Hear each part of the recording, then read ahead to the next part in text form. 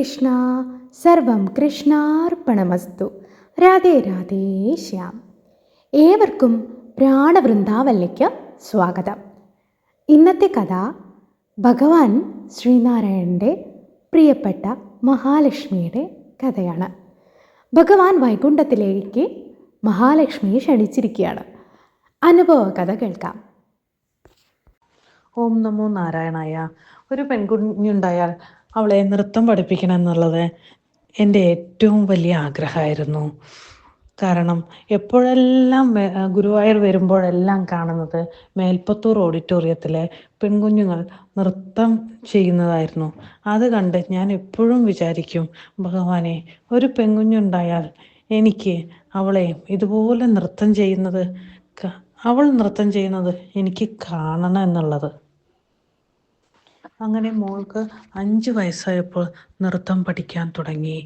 അപ്പോഴൊന്നും അറിഞ്ഞിരുന്നില്ല പൊന്നു ഗുരുവായൂരപ്പൻ ഞങ്ങൾക്കായി അത്ഭുതങ്ങൾ ഒരുക്കി വച്ചിരിക്കുന്നു എന്നുള്ളത്. അങ്ങനെ വർഷങ്ങൾ കടന്നുപോയി.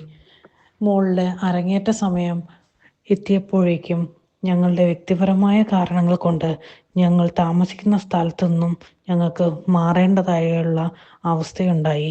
എന്തായാലും ശരി, മോളുടെ നൃത്തം തുടരണം എന്നുള്ള ദൃഢനിശ്ചയത്തിൽ തന്നെ ഞാനിരുന്നു. അപ്പോഴും എൻ്റെ മനസ്സിലൊരു വിഷമം ഉണ്ടായിരുന്നു, ഭഗവാനെ, ഈ വർഷം കഴിയേണ്ട അരങ്ങേറ്റമായിരുന്നില്ലേ എന്നുള്ളത്. അപ്പോൾ അരങ്ങേറ്റത്തിന് കുറച്ച് ദിവസം മുമ്പ് ടീച്ചർ പറഞ്ഞു, വെക്കേഷൻ സമയമാണ്, നിങ്ങൾ 10 ദിവസം മാത്രം ലീവ് എടുത്ത് എവിടേക്കാന്ന് വെച്ച് കഴിഞ്ഞാൽ പോയി വരൂ എന്ന് ടീച്ചർ പറയുകയും ചെയ്തു. മോളും എൻ്റെ അച്ഛനും അനിയത്തിയുടെ വീട്ടിലേക്കാണ് 10 ദിവസം വെക്കേഷന് പോയത്. അവിടുന്ന് പ്രതീക്ഷിക്കാതെ തിരുപ്പതിയിലേക്ക്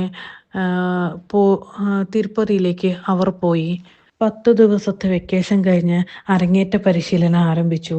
അരങ്ങേറ്റ പരിശീലനം കുറച്ച് ദിവസം കഴിഞ്ഞപ്പോൾ ടീച്ചർ പറഞ്ഞു, ഇപ്രാവശ്യത്തെ മേൽപ്പത്തൂർ ഓഡിറ്റോറിയത്തിൽ വെച്ച് അരങ്ങേറ്റം നമ്മൾ ചെയ്യുന്നത് ശ്രീ വെങ്കടേശ്വര കല്യാണമാണെന്ന്.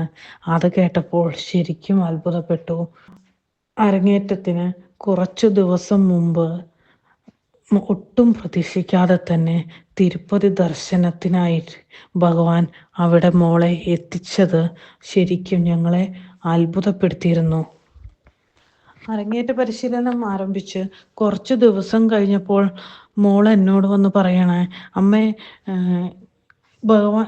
ശ്രീ വെങ്കടേശ്വര കല്യാണത്തിൽ ഭഗവാന്റെ പൂർവജന്മത്തിലെ ശ്രീനാരായണൻ്റെ ശ്രീ മഹാലക്ഷ്മി ആയിട്ടാണ് ടീച്ചർ എന്നെ തിരഞ്ഞെടുത്തിരിക്കുന്നതെന്നും.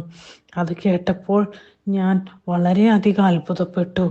ഞാൻ എന്താണോ ആഗ്രഹിച്ചത് അതാണ് ഞാൻ എൻ്റെ മകളിൽ നിന്നും കേട്ടത്. അങ്ങനെ അരങ്ങേറ്റ പരിശീലനം എല്ലാം കഴിഞ്ഞ് ഒക്ടോബർ 3 ഗുരുവായൂർ മേൽപ്പത്തൂർ ഓഡിറ്റോറിയത്തിൽ മോളുടെ അരങ്ങേറ്റം ഉണ്ടായിരുന്നു. വളരെ ഭംഗിയായി തന്നെ, പ്രതീക്ഷിച്ചതിനേക്കാൾ അപ്പുറത്ത് വളരെ ഭംഗിയായി തന്നെ അരങ്ങേറ്റം ഞങ്ങൾക്കെല്ലാവർക്കും കാണാനായി സാധിച്ചു. വളരെ ഭംഗിയായി തന്നെ ഭഗവാൻ അത് നടത്തി തന്നു.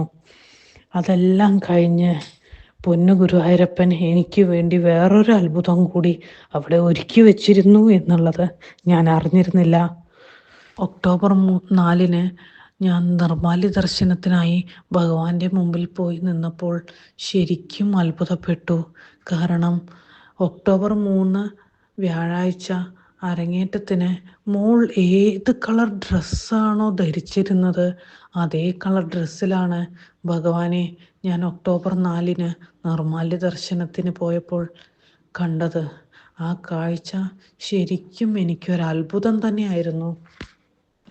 അരങ്ങേറ്റ പരിശീലനത്തിന് കുറച്ച് ദിവസം മുമ്പ് തിരുപ്പതിയിലേക്കുള്ള യാത്ര എന്ന് പറയുന്നത് ആ ഭഗവാൻ ആഗ്രഹിക്കുമ്പോഴല്ലാതെ നമുക്കൊരിക്കലും അവിടെ എത്തിപ്പെടാൻ പറ്റില്ല. അപ്പോൾ ആ ശ്രീനാരായണൻ്റെ സ്വന്തം മഹാലക്ഷ്മിയെ തന്നെ അങ്ങോട്ട് ക്ഷണിച്ചതല്ലേ.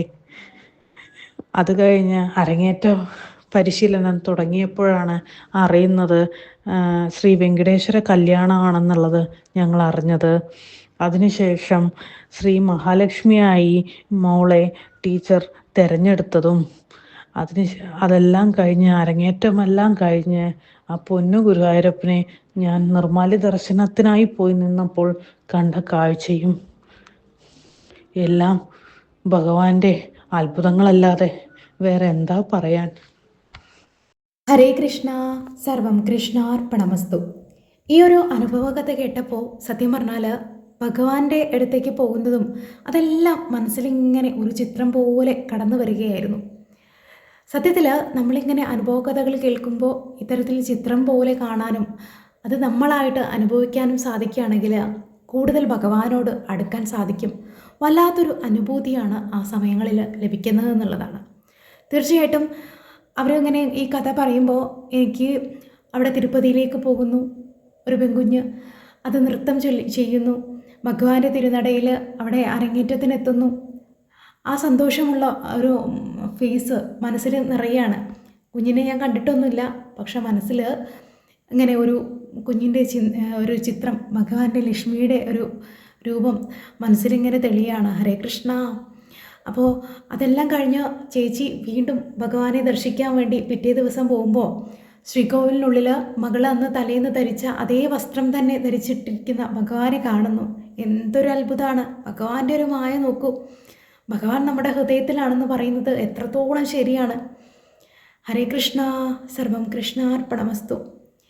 ഈ ഒരു കഥ ചേച്ചി അനുഭവം പങ്കുവയ്ക്കുമ്പോൾ വല്ലാതെ വാക്കുകൾ ഇടറുന്നുണ്ടായിരുന്നു. വല്ലാത്തൊരു നെടുവീർപ്പ്, വല്ലാത്തൊരു എന്താ ചേച്ചിയുടെ ആ ഒരു ഭഗവാനോടുള്ള ഭഗവാന്റെ കാരുണ്യത്തിലുള്ള ഭഗവാനോടുള്ള സംതൃപ്തി, ഭഗവാനോടുള്ള സ്നേഹം, ഭഗവാനോടുള്ള ഭക്തി, ഇതെല്ലാം നിറഞ്ഞു തുളുമ്പുന്നുണ്ടായിരുന്നു. ഇടയ്ക്കിടയ്ക്ക് വാക്കുകൾ ഇങ്ങനെ വല്ലാതെ ഇടറുന്നുണ്ടായിരുന്നു. തീർച്ചയായിട്ടും ആ കുടുംബത്തിനെ എപ്പോഴും ഭഗവാന്റെ കരുതലും ഭഗവാന്റെ പ്രൊട്ടക്ഷനും ഉണ്ടാവും. ഉറപ്പായിട്ടുള്ള കാര്യമാണ്. മുന്നോട്ട് പോവുക, ഭഗവാനെ മുറുകെ പിടിച്ചുകൊണ്ട് മുന്നോട്ട് പോവുക. ഇതുപോലെയുള്ള കൃഷ്ണാനുഭവങ്ങളുണ്ടെങ്കിൽ നമ്മുടെ വാട്സപ്പ് നമ്പറിലേക്ക് പങ്കുവയ്ക്കുക. ഭഗവാൻ എല്ലാവരുടെ കൂടെയും ഉണ്ടാവട്ടെ. മുന്നോട്ട് ഭഗവാനെ മുറുകെ പിടിച്ചുകൊണ്ട് പോവുക എല്ലാവരും. ചാനൽ ഇഷ്ടപ്പെട്ടെങ്കിൽ ഒന്ന് സബ്സ്ക്രൈബ് ചെയ്യണം, സപ്പോർട്ട് ചെയ്യണം. നിങ്ങളുടെ വിലപ്പെട്ട കമൻറ്റുകൾ താഴെ രേഖപ്പെടുത്തണം. നിങ്ങളുടെ സപ്പോർട്ടും സബ്സ്ക്രിപ്ഷനും കമൻറ്റുകളും ഒക്കെയാണ് എൻ്റെ മുന്നോട്ടുള്ള യാത്രയ്ക്ക് കരുത്തേക്കുന്നത്. Thank you. ഹരേ കൃഷ്ണ. രാധേ രാധേ ശ്യാം.